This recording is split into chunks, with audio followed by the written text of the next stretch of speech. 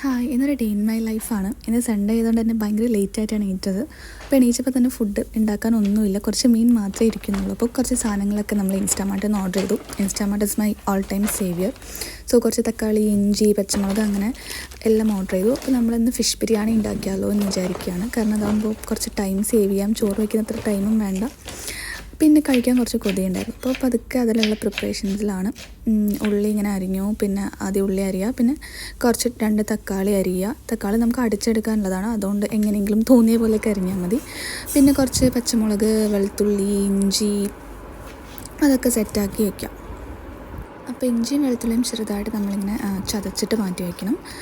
അപ്പോൾ അത് കഴിഞ്ഞ ശേഷം നമ്മൾ അരി കഴുകി വെച്ചിട്ടുണ്ട്. അതിന് ശേഷം നമ്മളൊരു കുക്കറെടുത്ത് ഒരു 2 സ്പൂൺ നെയ്യൊക്കെ ഇടുക. ഞാൻ വലിയ സ്പൂണിലാണ് നെയ്യ് ഇട്ടിരിക്കുന്നത്, കുറച്ചധികം നെയ്യ് തന്നെ ഇരുന്നോട്ടെ. അപ്പോൾ നെയ്യ് ഇങ്ങനെ ചൂടായി വരുമ്പോൾ നമ്മൾ പട്ട, ഗ്രാമ്പൂ, ബേ ലീവ്സ്, പിന്നെ തക്കോലം, 3-4 ഏലക്ക, അപ്പോൾ അങ്ങനെയുള്ള സ്പൈസസ് ഒക്കെ ഇല്ലേ നമ്മൾ യൂഷ്വലി ബിരിയാണി വെക്കുമ്പോൾ ഇടുന്ന ആ സ്പൈസസ് എല്ലാം ഇടുക. ജസ്റ്റ് അതൊന്ന് പൊട്ടി വരുമ്പോൾ നമ്മൾ കഴുകി വെച്ചിരിക്കുന്ന അരി, ഇപ്പോൾ ഞാനിപ്പോൾ 2 ഗ്ലാസ് അരിയാണ് എടുക്കുന്നത്, കാരണം ഞങ്ങൾ 2 പേരല്ലേ ഉള്ളൂ. അപ്പോൾ അരി നല്ലോണം ഇട്ടിട്ട് നല്ലോണം ഒന്ന് മിക്സ് ചെയ്ത് കൊടുക്കുക. അങ്ങനെ മിക്സ് ചെയ്ത് കുറച്ച് കഴിയുമ്പോൾ അരി ഇങ്ങനെ ചെറുതായിട്ട് നമുക്കൊന്ന് വറുത്തെടുക്കണം. അപ്പോൾ കുറച്ച് ചെറുതായിട്ട് നമ്മൾ ഈ കുക്കറിൽ അരി ഒന്ന് ഒട്ടിപ്പിടിക്കുമ്പോൾ തന്നെ നമുക്ക് മനസ്സിലാവും ഓക്കെ അരി ഒന്ന് സെറ്റായിട്ടുണ്ടെന്ന്. അത് കഴിയുമ്പോൾ നമ്മൾ വെള്ളം ഒഴിച്ച് കൊടുക്കുക. ഇപ്പോൾ 1 ഗ്ലാസ് അരിക്ക് 1.5 ഗ്ലാസ് വെള്ളം, യൂഷ്വൽ ജീരകശാല ബിരിയാണി കണക്ക് തന്നെ. അപ്പോൾ ഞാനിവിടെ 3 ഗ്ലാസ് വെള്ളം ഒഴിച്ച് കൊടുത്തിട്ടുണ്ട്, അരി എടുത്ത സെയിം ഗ്ലാസ്സിൽ തന്നെ.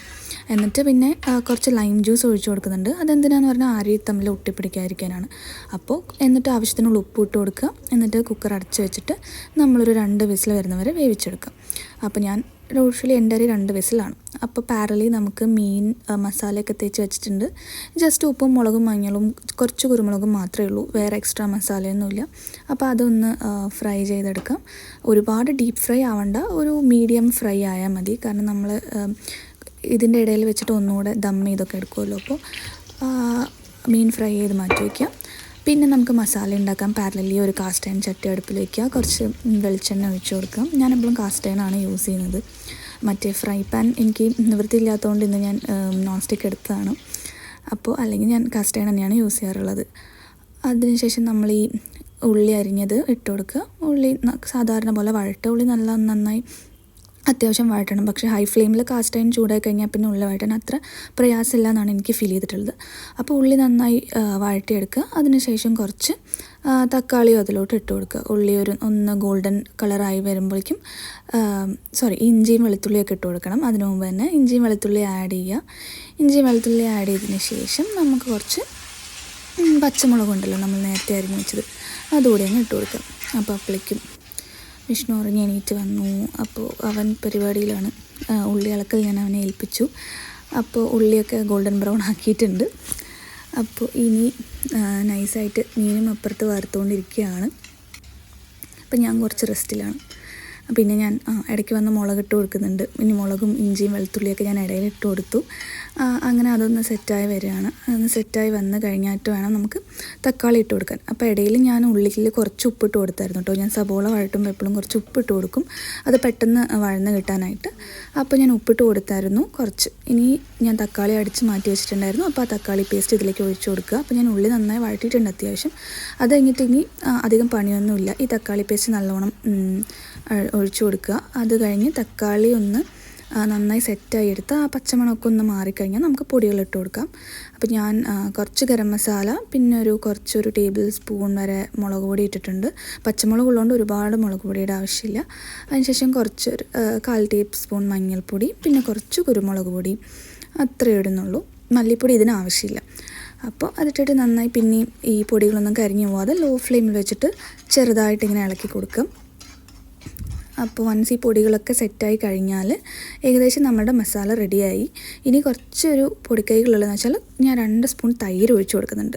ഓക്കെ, നിങ്ങൾക്ക് വേണമെങ്കിൽ നാരങ്ങാ നീര് ഒഴിക്കാം. അപ്പോൾ ഞാനിവിടെ കുറച്ച് തൈര് മാത്രമാണ് ഒഴിക്കുന്നത്. അപ്പോൾ ആ പുളി ഒന്ന് ബാലൻസ് ചെയ്യാനും ഈ ഫിഷ് ബിരിയാണിക്ക് തൈര് ഒഴിക്കുമ്പോൾ ഒരു പ്രത്യേക ടേസ്റ്റ് ഉണ്ട്. ഞാൻ നോർമൽ ബിരിയാണിക്ക് തൈര് ശരിക്കും ഒഴിക്കാറില്ല, പക്ഷേ ഫിഷ് ബിരിയാണിക്ക് ഞാനിത് ട്രൈ ചെയ്തപ്പോൾ നന്നായിരുന്നു. അപ്പോൾ തൈര് ഒഴിച്ച് കൊടുക്കുക. എന്നിട്ട് ഒരു പിടി മല്ലിയിലയും കൂടി ഇട്ട് കൊടുക്കുക. അപ്പോൾ മല്ലിയിലയുടെ നല്ലൊരു ഫ്ലേവർ കിട്ടും മല്ലിയില ഇടുമ്പോൾ. സോ ഈ ഫിഷ് ബിരിയാണിക്ക് എനിക്ക് അതും ഭയങ്കര നല്ലതായി തോന്നിയിട്ടുണ്ട്. നോർമലി എനിക്ക് അത്ര മല്ലിയില ഇഷ്ടമല്ല, പക്ഷേ ഫിഷ് ബിരിയാണിക്ക് ഇത് ഒരു അടിപൊളി ഫ്ലേവറും ടേസ്റ്റും തരുന്നതായിട്ട് എനിക്ക് പേഴ്സണലി തോന്നിയിട്ടുണ്ട്. അപ്പോൾ അപ്പോഴേക്കും ഫിഷൊക്കെ വറുത്ത് കഴിഞ്ഞു. ഇനി നമ്മൾ ഈ മസാലയുടെ ഇടയിൽ ഈ ഫിഷ് ഒന്ന് വെച്ച് കൊടുത്ത് കുറച്ച് നേരം മൂടി വയ്ക്കുന്നുണ്ട്.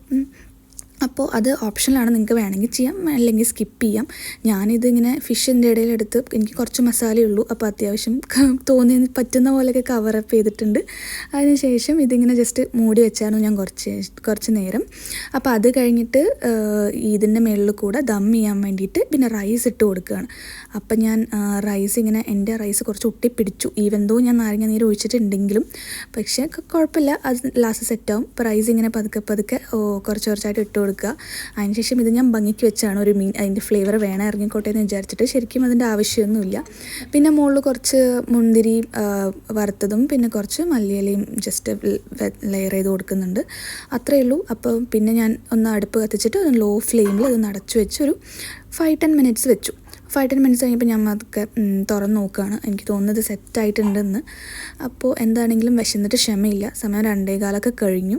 അപ്പോൾ എന്തായാലും ഞാൻ വിളമ്പുകയാണ്, രണ്ടും കൽപ്പിച്ച്. അപ്പോൾ ആദ്യം ഞാൻ അടിയിലുള്ള മീൻ ഉറുക്കാതെ ആദ്യം വിളമ്പി. അപ്പോൾ അതിന് ശേഷം രണ്ടാമത് പിന്നെയും മീനൊക്കെ എടുത്ത് മാറ്റി വെച്ചതിന് ശേഷം മസാലയായിട്ട് നല്ലോണം ഇളക്കി.